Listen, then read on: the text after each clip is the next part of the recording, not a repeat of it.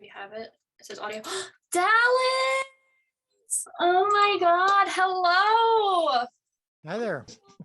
Okay. All right. So first question, you have a way of making Jesus and the disciples really relatable, which is much easier said than done. So tell me what that process is like, especially when you put into the theme or in the context of Jesus meeting you where you are. Well, I think that's the whole point of the show. I mean, we've seen Jesus on, up on a statue. We've seen him as a stained glass window. We've seen Jesus in movies and miniseries, which most of which, I'm not going to say all, but most of which portray him as kind of distant and formal. And he sounds like he's quoting King James English. And I just haven't, in all of my upbringing, in my experience in my Christian faith, have not seen too many portrayals of Jesus that really leaned into the authentic humanity of not only him, but his disciples and those who encountered him and those who experienced the miracles of Jesus and his enemies.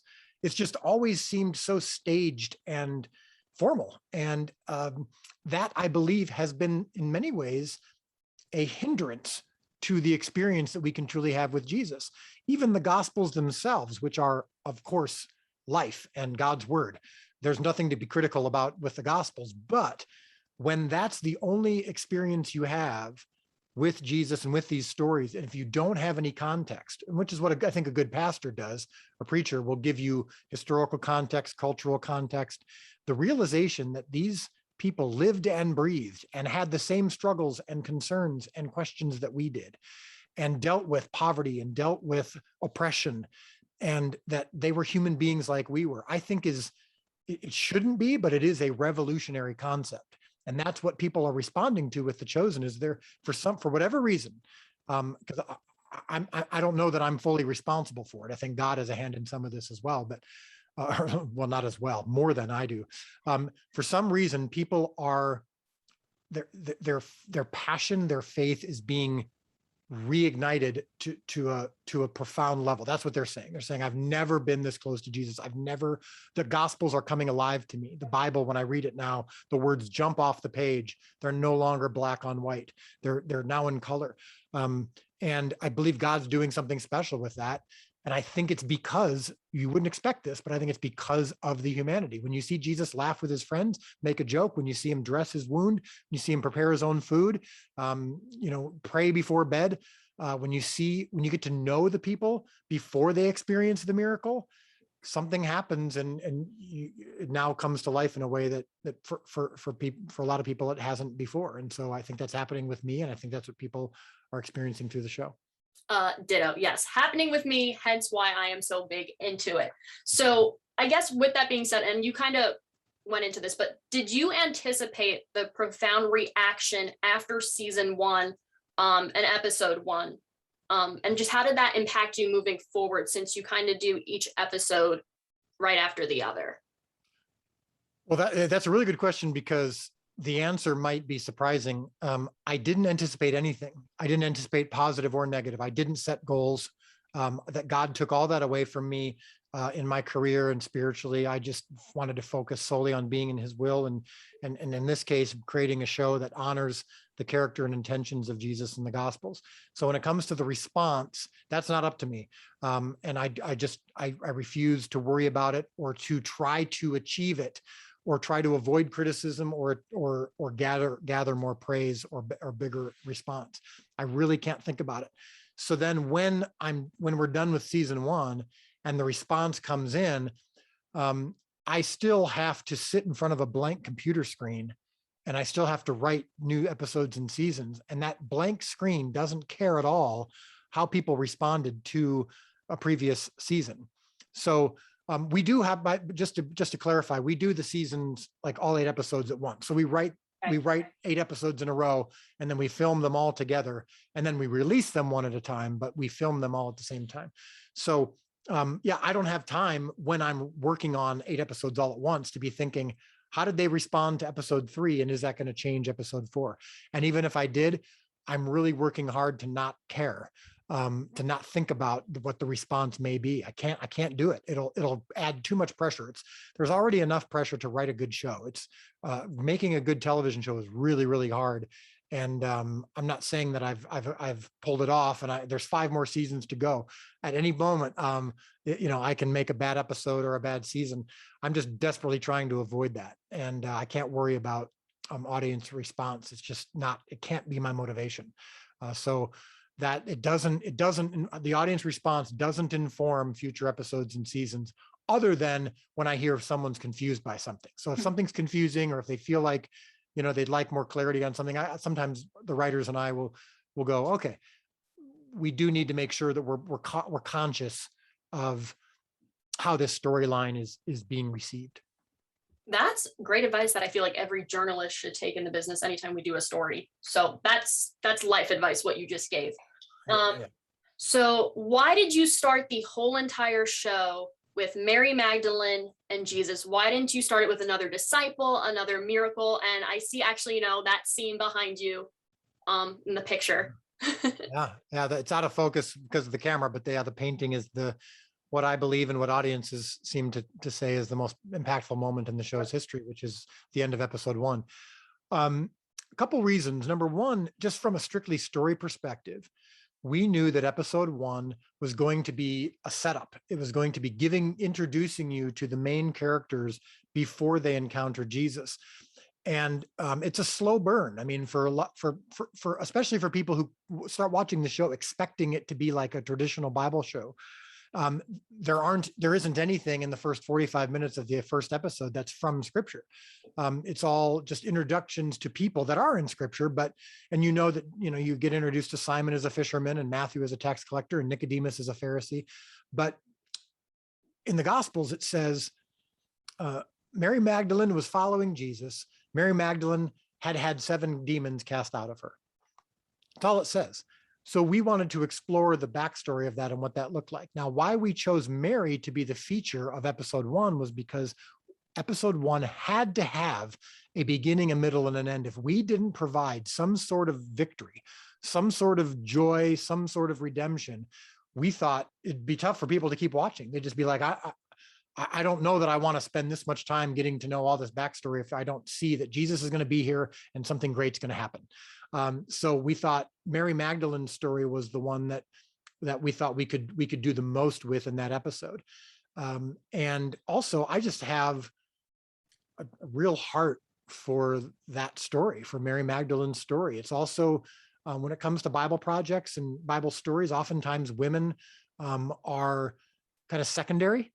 And when you look at the ministry of Jesus, I'm not any kind of banner waving feminist, but I do believe that just the authentic truth of the Gospels and of Jesus's story was he honored women in a way that hadn't been at that time. I mean, there's several momentous moments in the Gospels that Jesus specifically chose women to be part of. So all of that stuff for me was important. And Mary Magdalene's just I don't know, God was really placing it on my heart. I even visited Magdal, which is Mary Magdalene's birthplace. I visited that in Israel and had a profound experience with God where he just really laid on my heart that I was telling the stories of Jesus's followers and I needed to get it right. And I felt an honor to really capture her appropriately, capture her struggle, Yeah. her desperation, the oppression that she felt. And I wanted to get that right so that when Jesus came along, it was just a beautiful redemption that all of us can participate in. And this is just random, but I know you also went to the First King and Country concert, and Joel actually was talking about that too, just the role of women. Yeah. I don't know if he did that at yours when he went.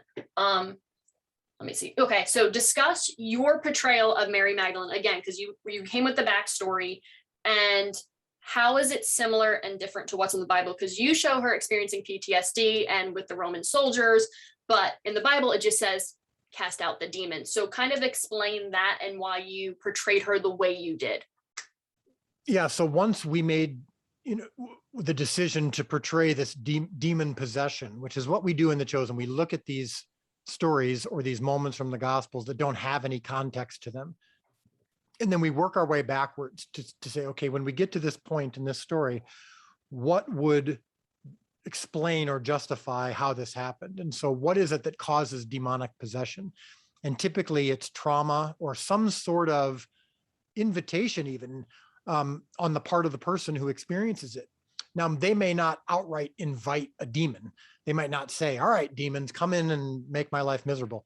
But it's usually some sort of trauma that would replace who they truly are meant to be. I think when you experience trauma to the likes of what Mary Magdalene experiences in our show, the loss of her father, the sexual assault, poverty, all of those things. We actually show a moment in episode 1 when she's being assaulted. We don't get explicit about it, but you see this shadow kind of come over her face as this Roman is kind of dominating her. And that was a kind of a visual metaphor for the darkness that's enveloping her. And I think that when you're traumatized, you become open, your body and your mind kind of open themselves to things you might not otherwise, if you were in your right mind, open yourself up to. And today that can be drugs or alcoholism, or any kind of vice or addiction. And for her, it was this, this darkness enveloped her. And so we just thought, what is it that could cause that? And so that's where we came up with the idea of the loss of her father, who had been her spiritual rock. And when he died at an early age, that's the first indication of trauma.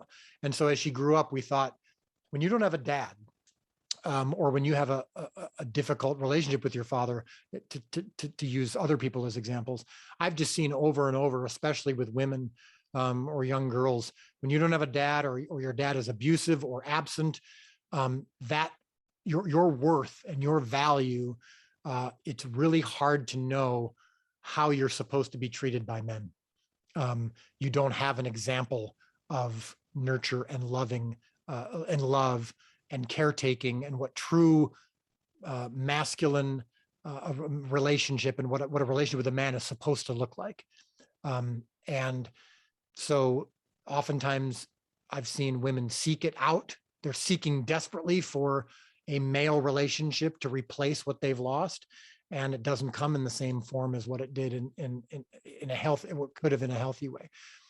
So we believe that would have at least set the stage for what came next. And then ultimately, of course, when you're assaulted, especially as a woman, where you might not have had the tools physically to fight back, it was just a complete and total domination. And that is so devastating and so life altering. I of course can't relate to it, because I'm not only a man, I'm a large man, I'm a strong man. I've never been dominated. But from, the women in my life, or the people that I've encountered and interacted with who've experienced something like this, I know, again, I can't relate, but I know just how traumatic that is. And so we just desperately wanted to be respectful and honoring of just how much Mary Magdalene might have had to overcome to encounter the miracle that she did in Jesus. Okay, so you have the shirt, and this is in the episode. I was one way, and now I'm completely different. And the thing that happened in between was him. Yes, I'm wearing that shirt right now. Yes. How does that relate to Mary Magdalene's journey, and what can the everyday person take away from that? So this was actually the first line that was ever written for the show. I was with my co-writers, and we were planning out the 8 episodes and the 7 seasons, and we were going through kind of the key moves in the story. And one of them was, of course, Mary Magdalene's redemption by Jesus in episode 1. And then in episode 2, Nicodemus, a Pharisee who had tried to exorcise the demons from Mary Magdalene and failed, was desperately trying to figure out how and why and who did this. And this is what we believe was part of Nicodemus's journey, is finding out who accomplished this. And so we were talking through that scene, and we were thinking through how would Mary Magdalene explain this? And my co-writer Tyler said, well, what if she just says, I don't know what I can tell you. I don't know how to explain it. All I know is I was one way, and now I'm completely different. and the thing that happened in between was him. And it still gives me emotional thinking about it, because I remember just in that moment going, whoa, okay, yeah, that's in the show. Yeah. That's the line. That's extraordinary. That says everything. It says everything about the gospel. And I think Mary Magdalene is the character in the show that exemplifies that more than anyone. And I think that hopefully for people, for viewers, is a call to action and an encouragement that when you encounter Jesus, the creator of the universe, and see the love that he has for you, when you've probably experienced, especially not that, it changes you. And who you are now versus who you were before you had that encounter is radically different. And there are people who've watched the show who, when they first watched it, hadn't had that experience, and the show was that experience for them. And it took them to the Bible, it took them to a church, it took them to someone who could help nurture them in some way. And so that's hopefully what that episode was for people, and hopefully the story of Mary Magdalene can be an encouragement. I know, for example, there have been women's groups and shelters and who've watched the show together, and who Mary Magdalene's story, seeing Jesus call out her name and call her for who she truly is, was life altering for them, and that means everything to me. And that's exactly what happened with the Created Gainesville. That's exactly what happened. So, okay, again, you're kind of alluded to this, but if there's something else, what is the number one comment you get about episode 1 and Mary Magdalene, or the comment that stands out to you the most in regards to the first episode? Well, the comment we get more than anything else about the show in general is the humanity and the authenticity. And so they say this feels different from other Bible projects that we've seen. And I think that's exemplified most in episode 1, when, right off the bat, I mean, before the opening credits, we put you right into the muck. I mean, we get you right into, the opening scene is a woman waking up when there's blood on her hands and blood on her face. And there's a guy screaming because while she was kind of unconscious and probably overtaken in our portrayal, overtaken by demons, did something violent. And so right off the bat, it's, this is not your normal Bible project. We're going to put you right in the middle of it. And it's going to be a ride now. And I think for a lot of people watching episode 1, even those who were confused by the fact that they weren't seeing Bible verses and it didn't feel like a Jesus documentary, have said, well, this did feel like an authentic portrayal of first century Galilee. And so that therefore, when that moment happens at the end, I mean, we've had people describe, the arrival of Jesus on the scene and that scene with Mary Magdalene as transcendent. I mean, they've just said, I was sobbing and feeling something so profound, I couldn't explain it, which I think is evidence of something much bigger than me. I'm not good enough to write an episode that causes people to, just burst into tears and have a profound spiritual experience that changes their life.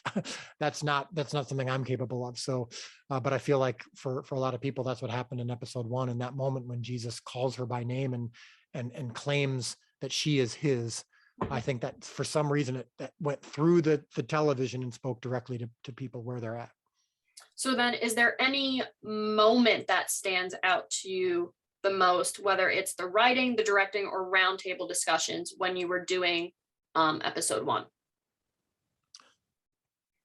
That's interesting. Yeah, I don't know that anything in particular stands out other than in line. Yeah, well, yeah. That the line I was one way that's from episode 2, because that's kind of the aftermath of what happened. But I think, when we were filming that final scene of the episode, I remember we all seemed to know just the importance of that moment, and we all wanted to get it right. And so there was a lot of pressure then. And then I remember when we filmed it, or then when we were editing it, and it wasn't right. It took us time to find the pacing. I even did a couple of test screenings of that episode, and it felt rushed. It felt like we'd taken all this time, taken you through all this pain, through this whole episode, and then we get to that final moment, and it felt rushed. And so I went back and I slowed it down. I tried to extend that moment as long as possible.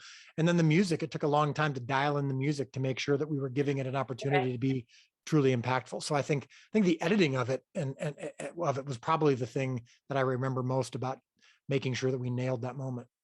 And that moment again ended up making, as you said, the most important moment of the show, hence why you also now have it in artwork. Yes. So you also, granted, I know you didn't necessarily choose it. It was one of the people you work with, but you received so many posts, comments, and emails. I also love your social media team that goes after the haters, but you chose the letter from the Creative Gainesville. Why did you choose that and decide to read it on air during the finale of season 2? I know you may not be able to answer that, but if there's any way you can take with that or whatever's on your heart, let's go with it.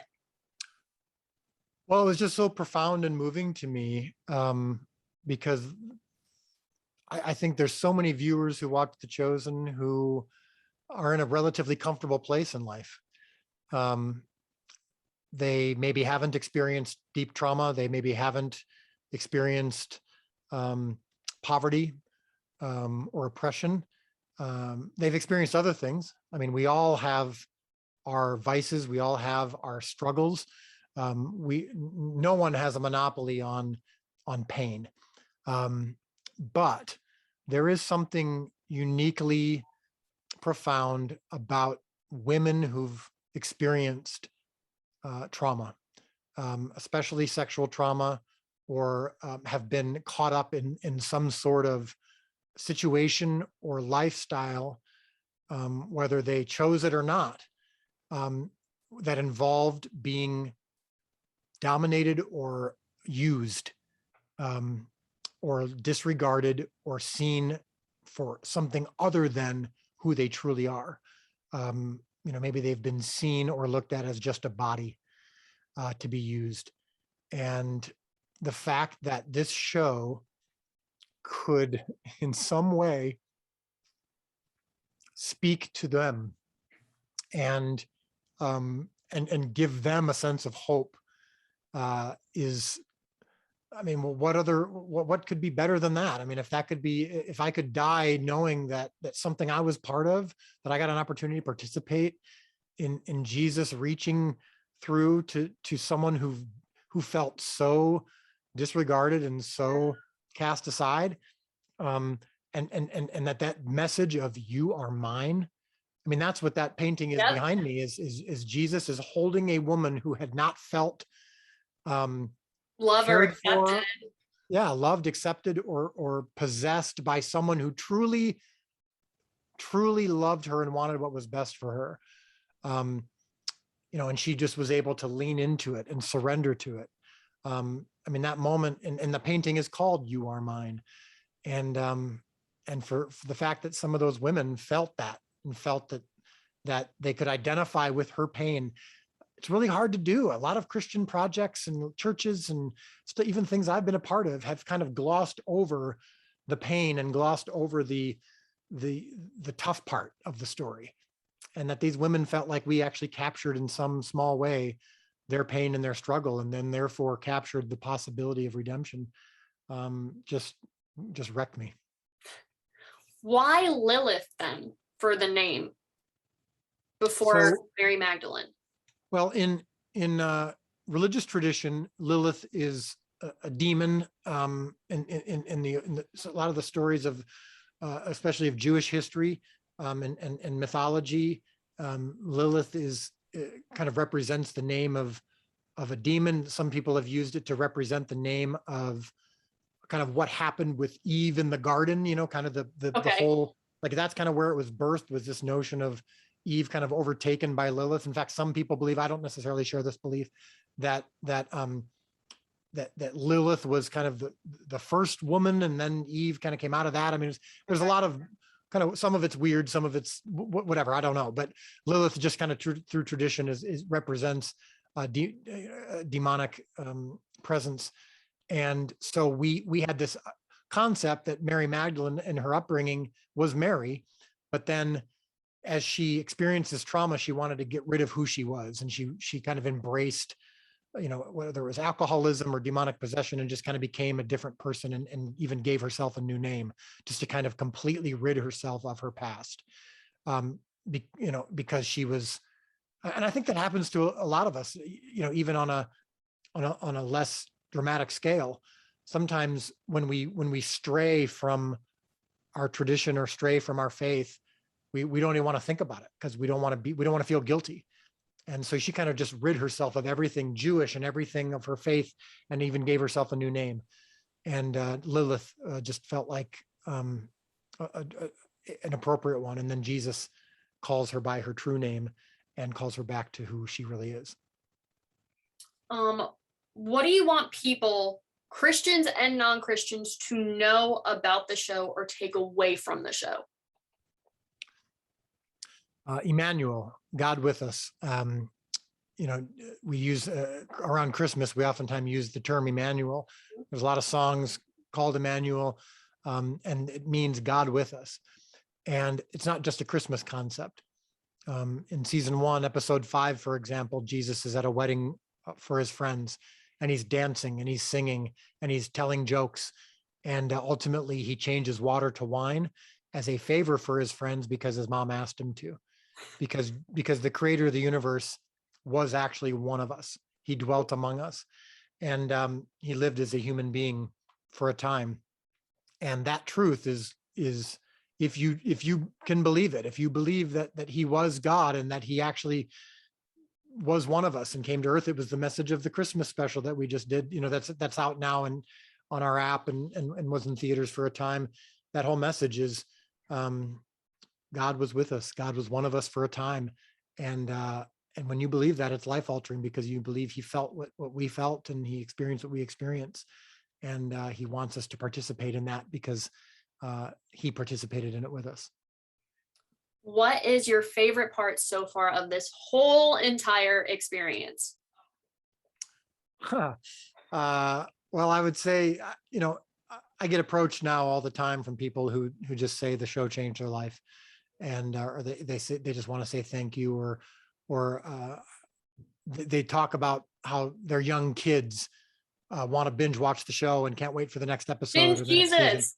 Yes, but when it's so that's always moving and meaningful, and I think that's probably my favorite part, is when people are touched by the show. But I would say uniquely when young people are touched, and when kids as young as 6 years old want to watch the show, I would say that impacts me more than anything else, because I didn't expect that at all. This is not really a kid's show. I mean, it's complicated storylines. It's pretty raw. It's pretty real.